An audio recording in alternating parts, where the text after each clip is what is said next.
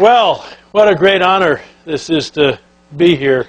I always describe Peter Drucker, he forgot more than most of us ever knew about management and leadership. You know, my mother used to say, why don't you write a book by yourself?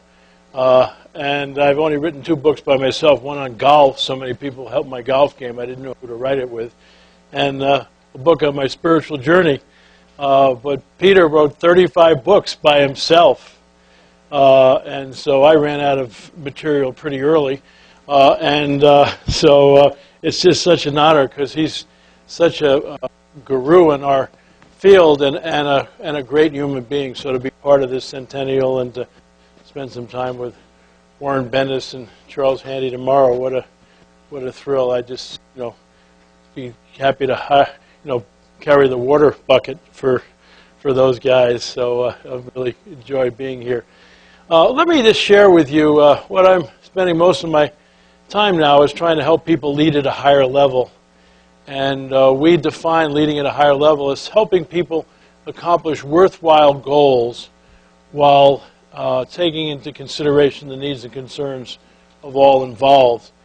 Making money is not a worthwhile goal. It is a byproduct of doing good things.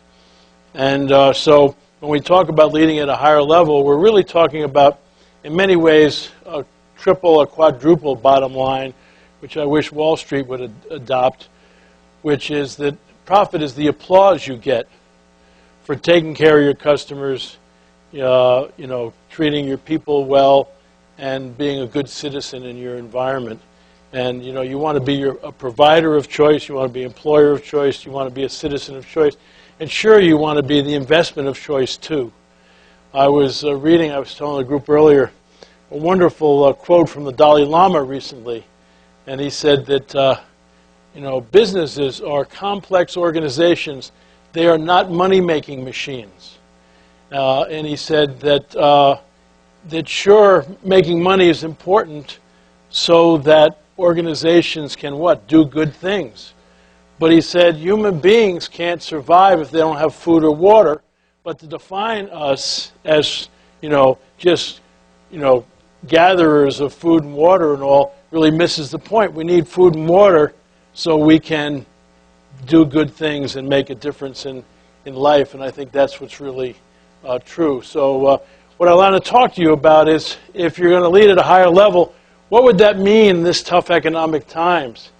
And I'm suggesting to people that there's 3 things we need to focus on in tough economic times if we're going to lead at a higher level. The first one is, as leaders, we need to be bearers of hope. If you're not hopeful, then your people are in big trouble. It doesn't mean you should deny the truth about the present reality, but what you really need to do is to say, we can make this through this. We've done this in the past. We're very fortunate, Marjorie and I have a 94-year-old entrepreneur on our board of directors. And he said, come on, I went through the Depression, 29. He said, they didn't have any systems or anything. He said, this is tough, but that was really tough, So Pat has been just a wonderful perspective setter for us. And so that you really need to be bearers of hope and say, we can do this. Let's hang together. This is tough, but we can make it. And to show you the power of being hopeful, why don't you all stand up? I want to do a couple of things. First, what I want you to do is, within the limits of where you are sitting, I'd like you to take about 30 seconds and greet as many people as you possibly can, but greet them in a special way. Greet them as if they're unimportant and you're looking for somebody much more important to talk to. So if you could... Okay.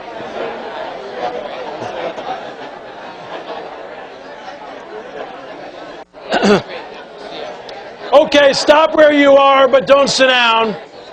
Stop where you are, but don't sit down. What I'd like you to do now is, for another 30 seconds, greet as many people as possible. At this time, greet them as if they're a long-lost friend and you are really glad to see them.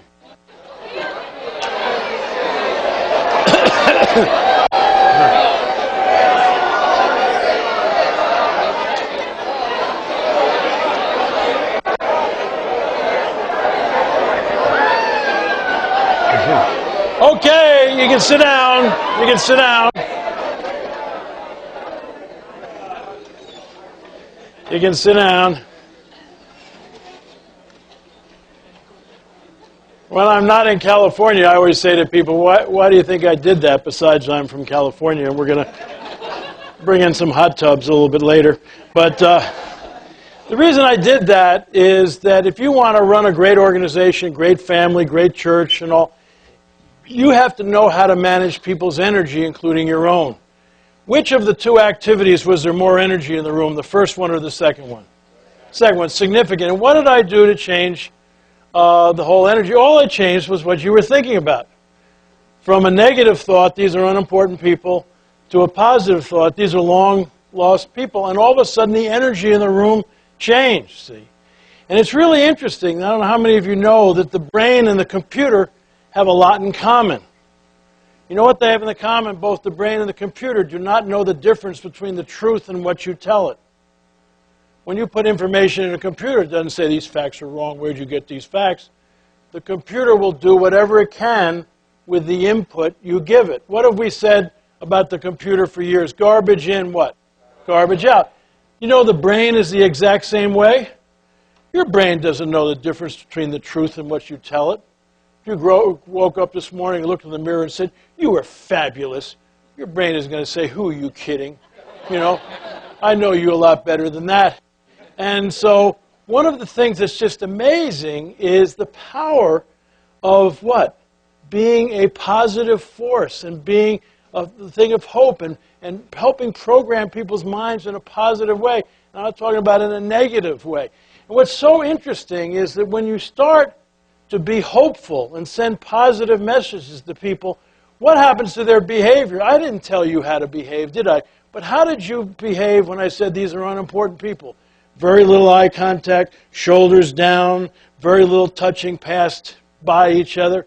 And then I said these are long-lost friends. What happened? Your faces lit up, you started to laugh, you started to hug each other. I didn't tell you what to do.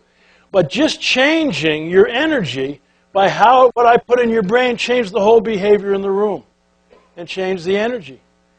And so I can't say enough about that. I started a golf school a number of years ago. I'm a golf nut. And it was so funny, you know, I'm not a teacher of golf, but I worked on the mental part of golf, which is such an amazing game because golf is so much like life because you get good breaks you don't deserve, you get bad breaks you don't deserve, you get good breaks you do deserve, you get bad breaks you do deserve. Sometimes you're playing better than you should and you got to deal with success. Sometimes you're playing worse and you got to deal with failure. All in 4.5 hours. And that stupid ball's just sitting there, and nobody else can deal with it but you. So it's really kind of fascinating. But we would have people come to our golf school and say, oh, I'm terrible out of sand traps. And we'd say, you can't hit out of the sand, can you? They say, how do you know? You said you couldn't. You know, I mean, how are you going to do more than you think? And so we used to say to them when they got in the sand, I love the sand. I'm one of the greatest sand players on the West Coast.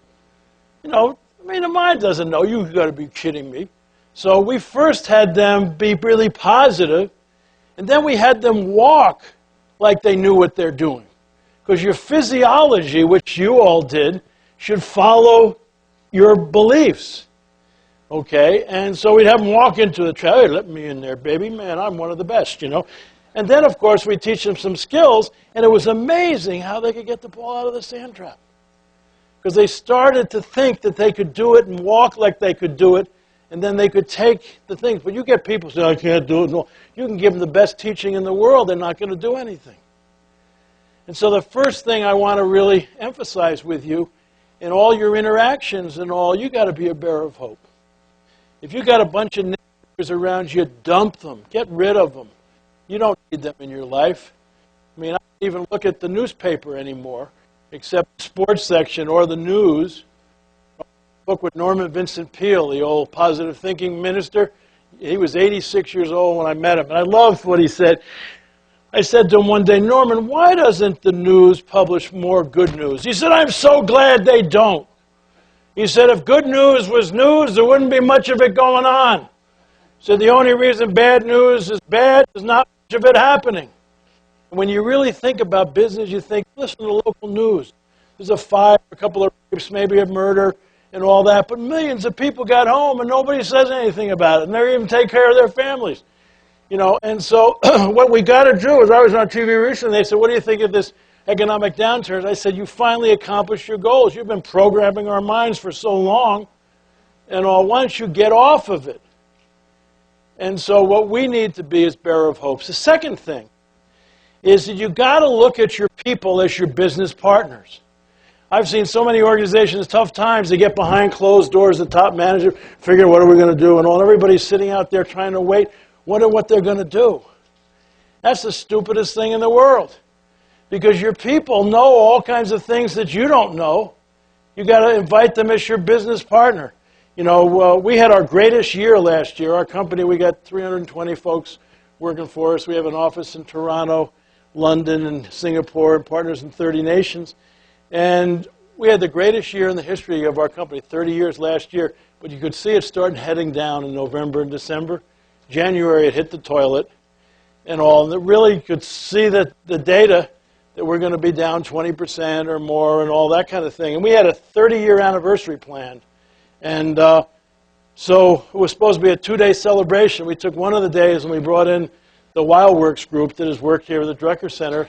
And with 350 people, we brought people into small groups and brainstorming ways to cut costs, ways to increase revenues, all kinds of things and all. Why? Because they got so much data. They know what's ongoing out there. You know, one of the things you got to get is that none of us is as smart as all of us. And somehow people think in organizations that all the brains are in the top of the organization. That's crazy. You got some of the smartest people in the world that can really help you there. I was last summer, the summer before, I was with Southwest Airlines when the gas price was a real problem in the airline industry. This was before the economy hit the skids. And here's Gary Kelly, the new CEO and president, took over from Colleen Barrett, and Herb Keller is both still involved, saying to people, we need your help. You know, what can we do to increase revenues? What can we do to cut costs? And it was from one of their employees that they came up with this whole thing where you can call ahead to Southwest Airlines and get, you know, a privileged thing for $35 or something. You can get in the front of the line, you know, because normally they don't have any first-class seating and all, but you at least can get in front of the line. That has brought millions of dollars into them just by people paying $35 or $40 a little extra to get in line. One of their people in working as a mechanic said, why don't we eliminate uniforms? You know, that's costing us a lot of money, you know. And they go, whoa, you know, let's really take a look at that. And the point I want to make is that your people know a lot about what's happening out there. And you need to involve them as your business partner. Stop turning your back on them and thinking that all the brains are in the top of the organization. And it's so interesting. People have asked me, how do you build trust in an organization in tough times? It starts with respect. And my friend Ichak Adisis, who taught at UCLA for years, has a wonderful concept about the difference between trust and respect. It's a nonverbal thing. So, you know, if I respect Margie, I face her because I want her opinion. If I don't respect her, I turn my back on her because I could care less about what she thinks. If she trusts me, she's willing to turn her back on me because she knows I don't mean her any harm.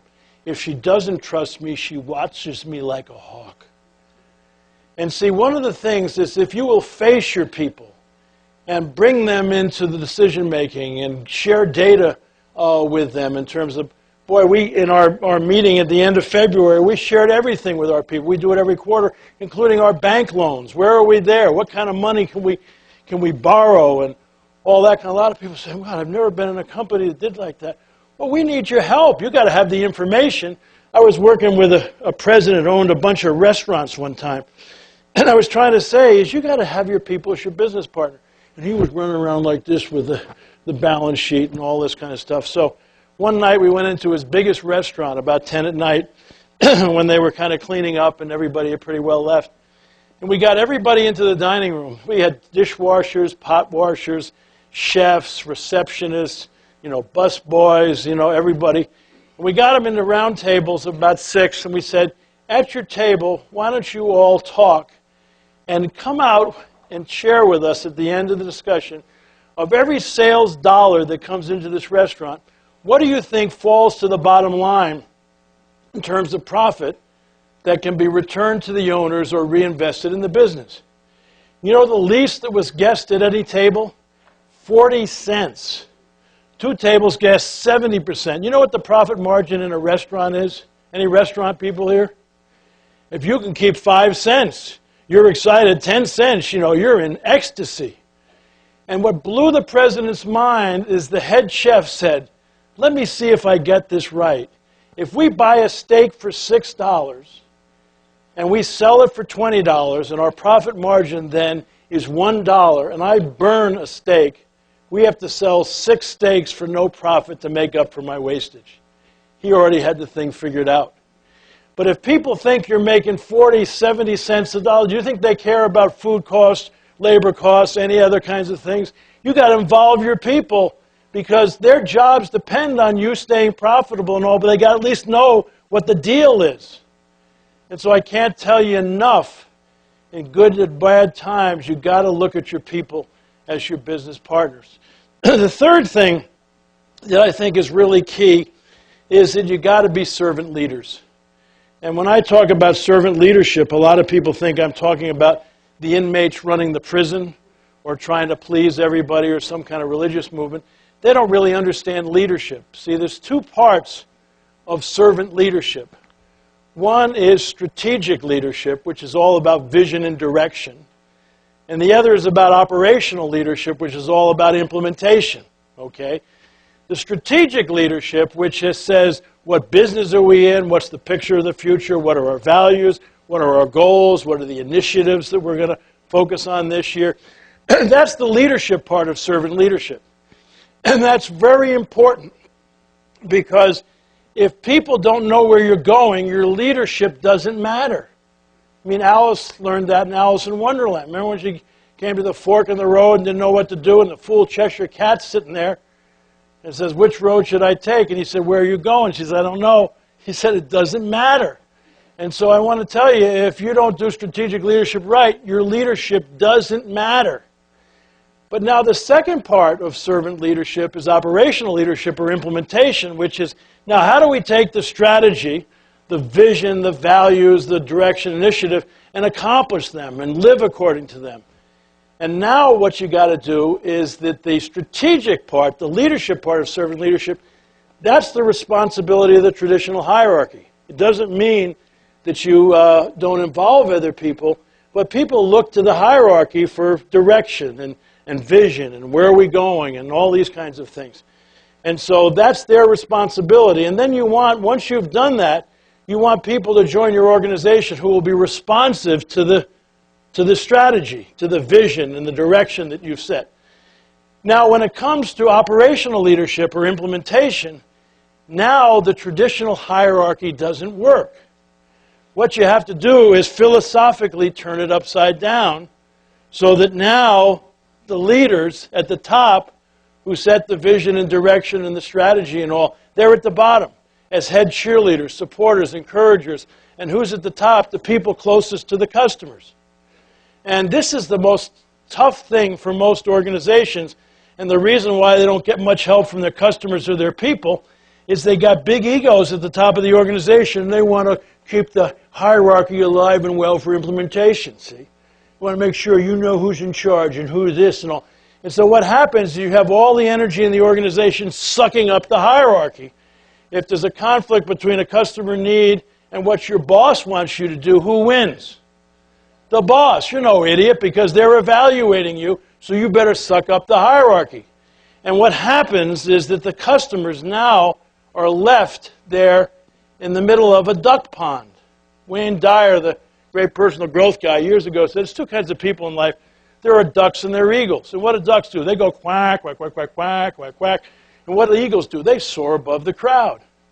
Okay, you can always tell an organization run by self-serving leaders because the hierarchy is alive and well, because if you got a problem with the customer, they go, quack, quack, it's our policy, quack, quack, I just work here, quack, quack, I didn't make the freaking rules, Quack, quack, do you want to talk to my supervisor? Quack, quack, quack, quack, quack, quack, quack, quack. And that's what they're doing. They're just quacking away at you. And that's a real problem, where you can always tell when the organization's turned upside down, because what are you doing? You're dealing with eagles who can soar above the crowd. They'll say, don't worry, I'll get back to you. I'll take care of it and all. They can bring their brains to work. Just to show you a couple of fun examples of this. When I travel, I have this thing I put around my neck. I call it my geezer pouch, you know. As you get older, you forget things. And in my geezer pouch, I have my passport, and I have my license and my ticket and my itinerary and a pen and pencil, and I go around the airport, you know, and all that, you know, and I got everything here. So one day I loaded my geezer pouch, and I left it on my desk, see. And I'm pulling into the airport in San Diego, and I got no official identification. And I got to get on this plane. I don't have time to go back home. Fortunately, the first airlines I went to was Southwest Airlines. Now, the only book I've ever written that I got my picture on the front cover is I wrote one with Don Shula, the old Miami Dolphins coach. You know, they took our picture in Miami Stadium. So I ran into the bookstore at the airport, and luckily they had a copy, and I bought it, see. So this young guy from Southwest Airlines is checking my bag, and he said, could I see your identification? I said, I feel badly. I don't have a license. I don't have a passport. But how's this? And I held the book up, and the guy looked at it, and he shouts out, this man knows Don Shula. He said, put him in first class. I mean, they don't have first class, but they're high-fiving me out in the street. You know, hey, man, the guy knows Shula, you know, and all this kind of thing, you know. And there's an older guy there, and he says, I know the security guard's upstairs. I think I can get you through there, which he did. Now, why is that so? Because that's the way Colleen Barrett, you know, Herb Kelleher, and now Gary Kelly have set the organization up. They what? They give power to the frontline people. If you've ever been in Southwest Airlines, they're having fun. Why? Because one of their values is a fun-loving attitude. And if a patient complains about that, like somebody wrote, you know, Colleen a while back and said, you know, I'm offended by the humor and the kidding that goes on around talking about safety rules on your plane. Normal airlines would write back and say, I so appreciate your note, and I'll talk to our frontline people, and here's a couple of, you know, coupons to fly and all. You know, Colleen wrote back and said, goodbye, you know, I guess you're not going to be flying with us anymore, you know, because that's their culture, and they put the power there, and they want to have fun there, and so that's what you can expect there, because they can make those kind of decisions on there. The next airline I had to go to was one of the ones that's always in financial trouble, talking about Chapter 11 and all. And I showed my book. This is before they could overnight my license to me. And, man, the duck doo-doo started to fly. I mean, oh, quack, you better go to the ticket counter. I went, quack, you know, you better talk to my supervisor. We call the supervisory duck the head mallard, you know, because they just quack at a higher level. Have you ever had some of them? And I tell you, within about 10 minutes, I'm talking to a guy in a suit and a tie. And I said, could you get a life? You know, I mean, you really think I superimposed my picture on this book to get by you? I mean, I got to go by security to see if I got any weapons. You're just trying to check if I'm the same guy, you know. And man, he was angry. You know, he was a bureaucrat. So I said, man, I better change my strategy. So I sucked up. I went, oh my God, it's such a difficult job you have making these kind of decisions, you know. And so he finally let me through, you know. But if I hadn't changed my style, I'm dead, you know. And but that's what you see, you know. And when you set up servant leadership, then what? People are empowered. People can do things. Now I'm going to give you one last example. I'm going to give you a government example, because most people think, oh man, if you can put it off in the government. Well, the worst situation I've ever had with the government over the years, I don't know about you, is going to the Department of Motor Vehicles. Have you ever experienced that? I always thought they hired human beings that hated other people. And, you know, they just beat you up in a really systematic way. And we live near Mexico, and the way they treat our good Mexican-American friends is just really amazing. Now, of course, you all know in California, we don't have to go there all the time. I don't know, what is it, every 10, 12 years you might have to take your written test. So, man, I kept away from there like the plague. But I have problems forgetting things, but I lost my license, see. And I'm going on a big trip to Europe in 2 weeks, so I thought I better have a license to back up my passport, you know, because you never know what'll happen. And so I said to my secretary at that time, Dana, and I said, could you schedule at least 3 hours next week at the Department of Motor Vehicles? Because that's about how long it takes them to beat you up. And so I went over there, and I walked in the front door, and I knew something had happened. Because this woman charged me, and she said, welcome to the Department of Motor Vehicles. Do you speak English or Spanish? I said English. She said, right over there. The guy behind the desk said, welcome to the Department of Motor Vehicles. How may I help you? It took me 9 minutes to renew my license, including taking my picture.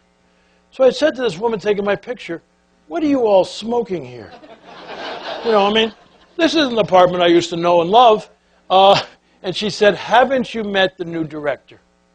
It's always a leader. It's always the leader. It's always the leader.